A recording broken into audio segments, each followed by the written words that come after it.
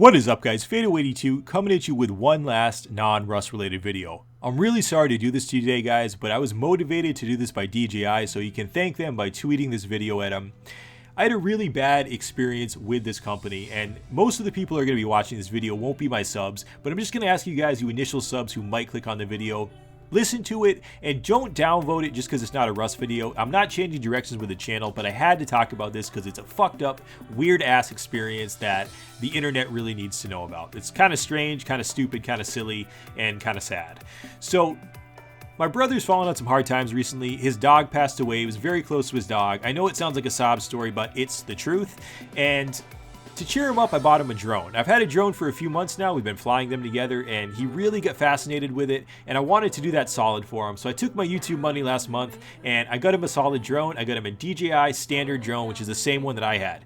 Really great pieces of technology, and we had a lot of fun flying mine, so I thought we'd have the same with his. And right out of the box, his was having issues that mine never had. It wasn't flying correctly.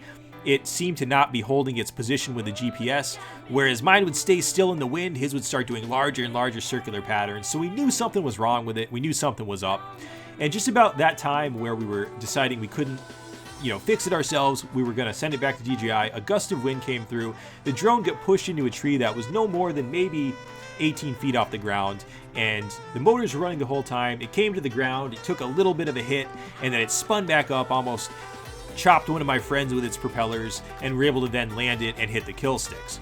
That's what happened, took a minor damage to it, and we sent it back to DJI because the GPS system was clearly having an issue. So I had my brother send it back. It was a gift that I gave to him. I wasn't going to have to handle it, or so I thought, and we sent it into DJI, and almost instantly he was met with a lot of opposition, a lot of resistance. They told him it was his fault, that it had crashed 30 feet from the sky due to hitting a kill stick command, and it was an absolute downright lie. So at that point, I said, we need to talk to them together. I became more involved with it at that point, and DJI straight up lied. I've never had that experience before. I've never been lied to my fucking face by a company that I've given money to this degree at least. We've all had bad customer service experiences, right, guys? And if you've ever had a bad one, please like this video for that, because this is the worst that I've ever had, but it's fucking stupid and silly too. We'll get into that in a moment. But this is how DJI lied. They told us that we killed the aircraft while it was 30 feet in the sky. They provided us with absolutely false flight data that never happened.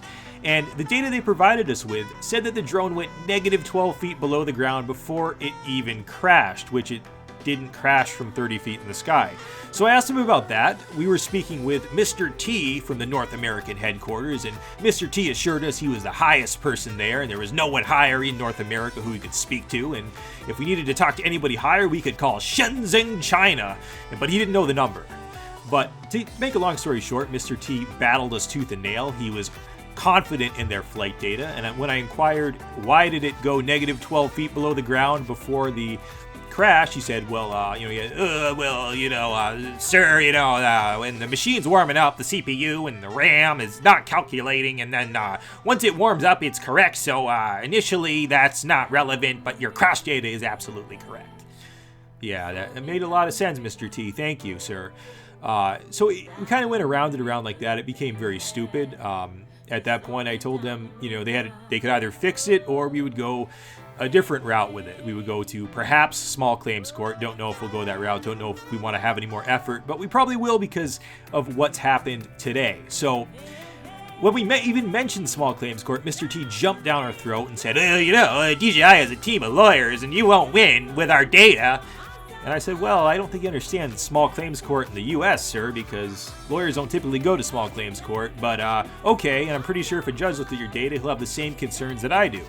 Even an elementary student who's taken entry-level statistics understands if a data set's compromised, as it was with this negative 12 subterranean flight that the drone did, the data needs to be thrown out, but it's really irrelevant because it didn't fall 30 feet out of the sky. You guys are going to look at an image of it in a moment, and you'll see that this is what they shipped back to us. It's a drone that looks worse than when we sent it to them, and it would have been smashed in a million pieces if it fell 30 feet from the sky. Even if it fell 6 feet from the sky without the motors running, as they said it did, it would be smashed in pieces. It's really intact here. It's coming apart a little bit because that's how DJI sent it back to us. So when we received the drone back, it didn't have the screws in it, so it wasn't intact the way that we sent it to them. That was a bit odd. We thought, why didn't they give it to us the way that we gave it to them? Then we assumed that they kept the screws, so we looked through the box and we found a little plastic bag that had some writing on it. I never came across this name before. I'm a savage Rust player. I don't typically play these type of games.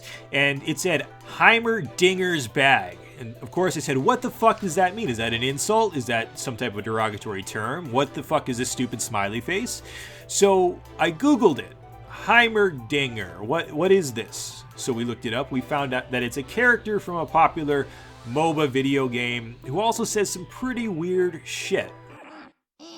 Why do chemists call helium, curium, and barium the medical elements? Because if you can't helium or curium, you barium! I had to learn how to pronounce the name. That's how little we knew about Heimerdinger. But I don't know what type of nerds they have working at DJI, but they were very interested, so much so that they used an indelible black marker to write Heimerdinger's Bag and not screw the drone back together. So not sure if that was a dig to us, not sure if there was some deeper meaning to that, but definitely felt like it was insulting and adding salt to the wound. In general, speaking with DJI customer service from start to finish was like dealing with internet trolls. It appears as though they recruit straight from Reddit. Their corporate headquarters is in Los Angeles, so perhaps it's burnt out actors who can't get into the film business. I don't really know, but they were all apathetic. No one cared. No one listened to reason or logic. They just wanted to fight tooth and nail over absolutely false flight data. So guys, I'm going to go ahead and end this one there. It's not my typical video, and again, I'm sorry for doing a non-Rust related video, but for those of you who buy a DJI drone or who might be searching DJI customer service and come across this, it's not a pleasant company to deal with. It's a great piece of equipment that brings generations of people together because everyone loves the technology. But if you ever have to call DJI's North American customer service, it will be literally the most frustrating experience of your life, and they will not help you. I can assure you of that. As always, guys, hope you enjoyed the video. Fado82, peace.